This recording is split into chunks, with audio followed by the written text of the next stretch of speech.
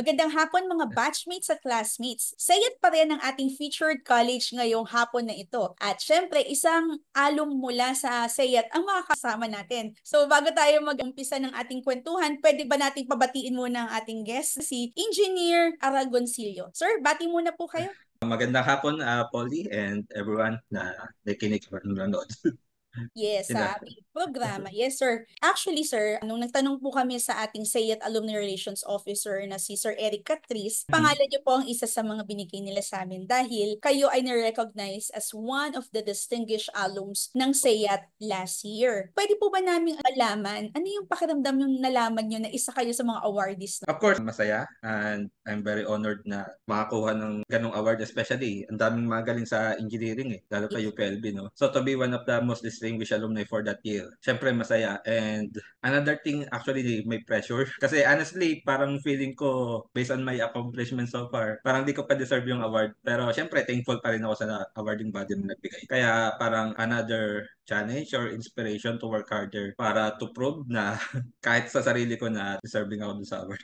I'm Pero sure, yun, sir, deserving ka naman sa award. Syempre, hindi ka I naman hope. bibigyan kung hindi nila nakitaan yon, di ba, sir? Ngayon naman, sir, syempre, balikan muna natin yung inyong undergraduate days. Nung namimili pa kayo ng inyong kurso, UPLB talaga ba ang inyong first choice? At papaanong naging civil engineering yung undergraduate degree na napili? Okay, so nung unang panahon, medyo matagal na 2005 I think, 2006 yung batch ko. So UPLB as first choice, no. Hindi. Even UP, hindi ko first choice ng UP, no. Kasi parang UP and other UAAP schools na napapanood or nakita ko lang sa TV, yung mga top universities, so parang hindi yan achievable sa akin nung high school ako. Parang tingin ko pang matatalino lang yung mga from science high school. Tsaka syempre, financial restraints din, mga ganun. So Mhm. balak ko talaga noon sa mga schools lang malapit sa bahay namin sa Rizal. Then, that's why I'm very thankful dun sa math teacher ko nung high school, RIP Sir Jojo. So, inutusan niya ako na mag-take ng UPCAT. Kasi magte-take yung classmates ko noon. And Mhm. then, nung una hindi ko pa alam yung UP. So, inutusan niya ako na sumama sa kanila, mag-apply din daw ako ng mag-take. Tapos yun, nireview niya ako and ayun, sinuwerte, nakapasa, tapos CE pa. Tapos regarding the course, but CE, no? Ito talaga sobrang babaw. Ang first choice ko is architecture. Kaya diliman kasi mahilig akong mag-drawing dati. And then naging second choice ko yung civil engineering kasi ang cool pakinggan. Ang babaw lang talaga. Kasi for example, no, electrical engineer, anong ginagawa ng electrical engineer? About electrical Oo, chemical electrical. Oo. engineer about Chem. chemicals. Pero parang sa high school, mababaw lang. Anong ginagawa ng civil engineer? Civil? Nung nalaman ko na about Mga parang building construction. structures, di ba gusto ko nga mag-architecture. So, So, pwede medyo na rin. malapit kasi siya. Malapit siya. So, actually sa UPLB, first choice ko CE, second choice ko CE pa rin. Okay. Tapos, DPWAS ako, ayun. Kaya siguro natanggap ako dito sa CE. Walang kawala, no? Yun talaga. Pero I think there's more to it. Kasi siguro ang follow-up question ka dyan, sir, was meron bang chance na nagsisi ka na CE yung pinili mo? Hindi. From the first sem, nagustuhan ko kagad. Kagad engineering, lalo na yung CE. The plan is, after 1 year, mag-ship ako sa architecture ng campus. Pero after 1 sem, wala na yung plano na yun. Nasira, Kumbaga, na-dissolve tuloy na. ko na.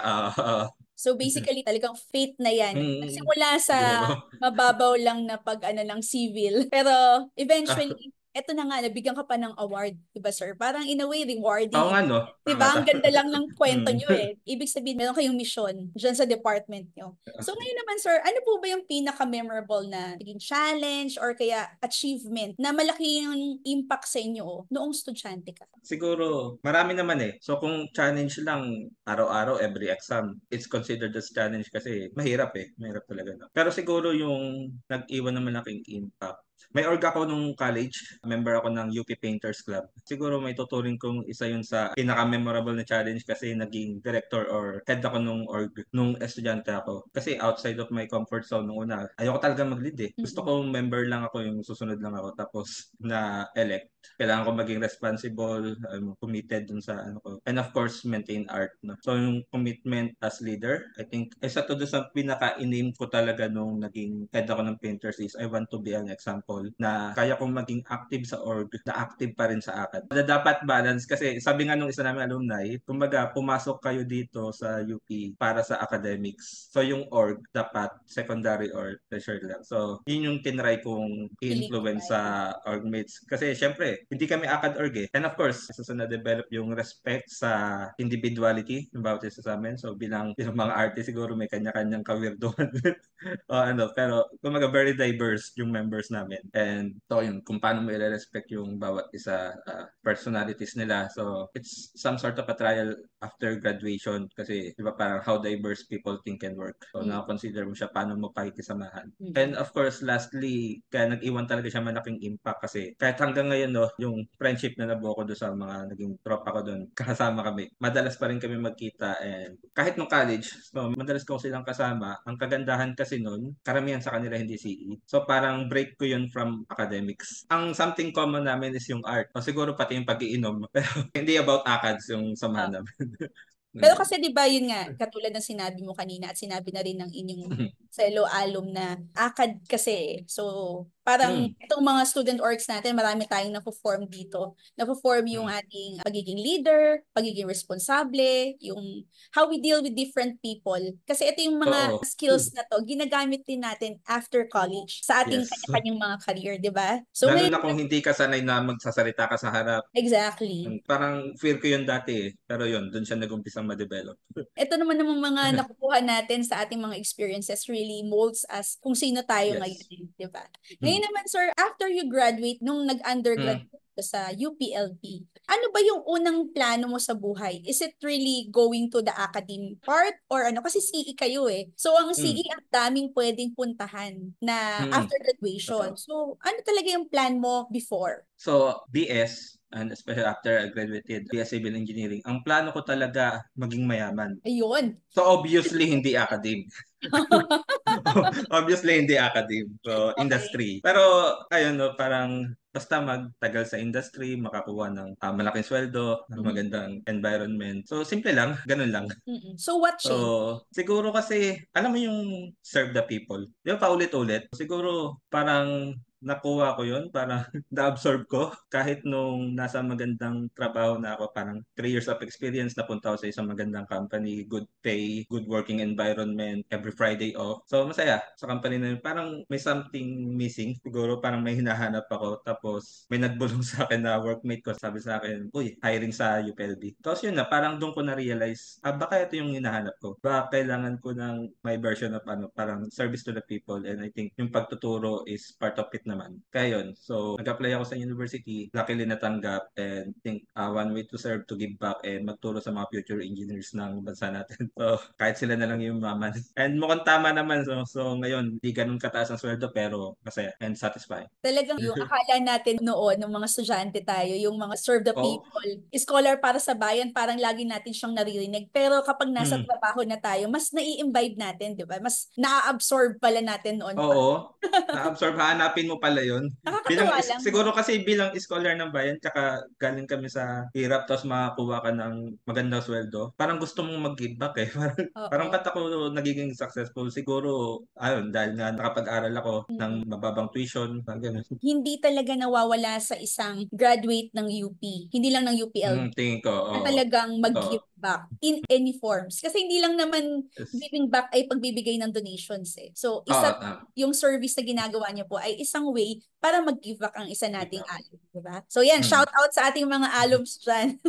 Balik muna kayo sa university to serve, di Pwede ba? rin to donate. Oo naman, syempre. So, ngayon naman, sir, paano po ba nakatulong yung mga learnings nyo nung college sa SEYAT para sa inyong naging career path? Alam naman natin na mahirap sa SEYAT, no? Yung mga exam dito. So siguro yun, tingin ko sa industry, sanay na doon sa level of difficulty na ganun. So, nakuha ko talaga yung solving complex problems na tingin ko nakatulong talaga yun sa career kasi mabilis mag-adapt kapag may unexpected challenges na dumadating or difficult circumstances na na-encounter sa work. And also, pag may mga decision na kailangan gawin, sanay tayo ng critical thinking. So, hindi tayo padalos-dalos sa paggawa ng decision. Nag-apply to sa maliit na bagay hanggang sa malaking bagay. For example, sa CE, pag-design mo lang ng building. So, hindi kayong following the standard lang mismo. So marami kang tinitingnan na maaring itong dinidesign mo ay iba dun sa normal. So ganun siya naka-apekto. And siguro another thing yung resilience. As kami mga science students, sanay na kaming magkamali. Yung sanay na kami na mababa ang grades. So hindi kami mabilis ba ma-discourage sa setbacks or failures. And we will keep going hanggang makabawi. Tingin ko part na yon ng na-develop. Kaya yung mga estudyante natin dyan na feeling nila, bakit ba lagi akong mali? So ito ha, pakinggan niyo si Sir. Sanayin ng sarili para magkamali. Hindi, ibig sabihin lang nun, lesson learned, then move forward. Di ba, Oo, Sir? kasi Tama ba? siguro kaya mahirap kasi yun talaga yung dinedevelop ng UP as a whole naman. 'Di ba yung critical thinking natin na magamit naman talaga natin sa labas. Yes, Oo, exactly. Practical naman sige. tayo eh. Bukod sa pagiging academic na mga teorya natin and everything, may mga Oo. practical sides din naman, syempre. So, sir, sorry ha, may tanong lang din ako. Syempre, after Hmm. your PS, saan po ba kayo nag-MS and nag-PhD? Wala akong MS, ako yung Straight nag-straight PhD kayo. PhD. Kaya Okay. sa Rowan University sa New Jersey, Ayan. So, paano US. kayo napunta, sir, doon sa university na yun? It's more on effort din ng SEYAT. So, siya yung kumausap, someone from the Rowan University sa New Jersey. And then to accept faculties. Parang to develop the faculty of SEYAT. No? So, nakipag-partner yung din ng SEYAT sa Panahon po ni Dean ni Rose? Dean Arnold. So, No. siya talaga yung nag-push. And since ako yung nasa pila sa CE, so ako yung napadala doon.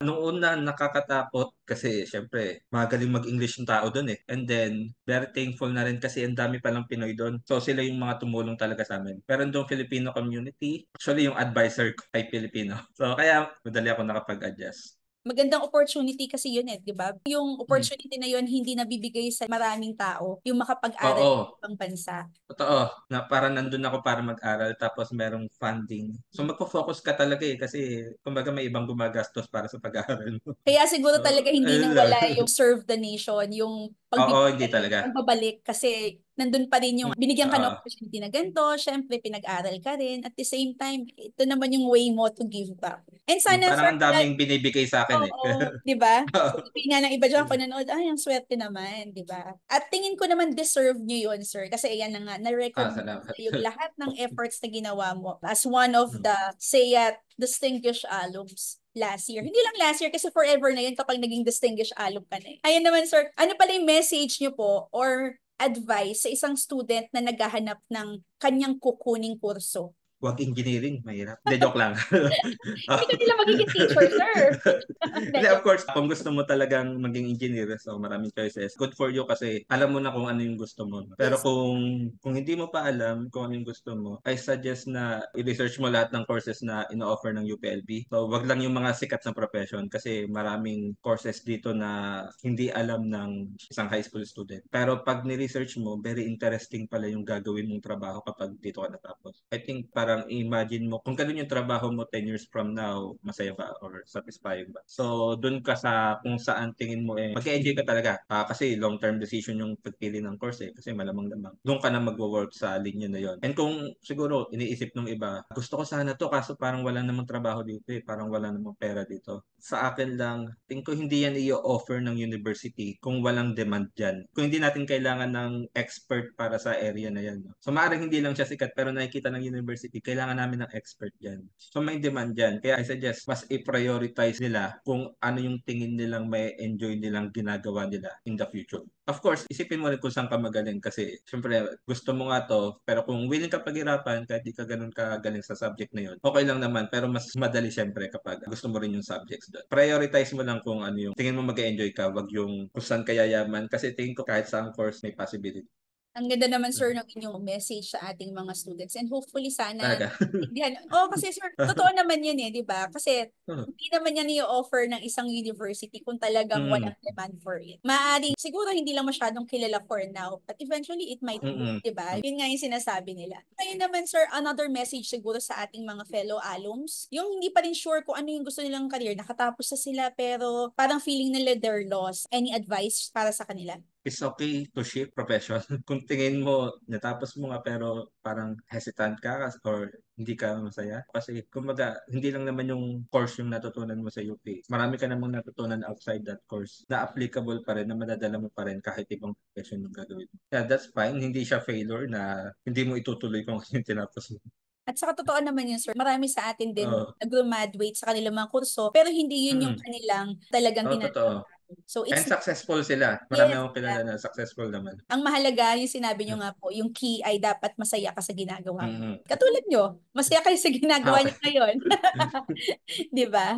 Ayan. Maraming maraming salamat po, Sir Ariel. Binigyan mo kami ng oras dito sa Tatak Salamat, City. Miss At Polly. sana nag-enjoy ka sa pag-reminisce ng iyong undergraduate degree dito sa UPLB. And sana mas marami ka pang ma-inspire na younger generation. Before we end this interview, syempre hindi ko kayo pakakawalan nang hindi po ginagawa ang aming favorite shoutout dito sa Tatak UPLB, ang Tatak UPLB shoutout. So Sir Ariel, pwede ba naming marinig ang inyong Tatak shoutout?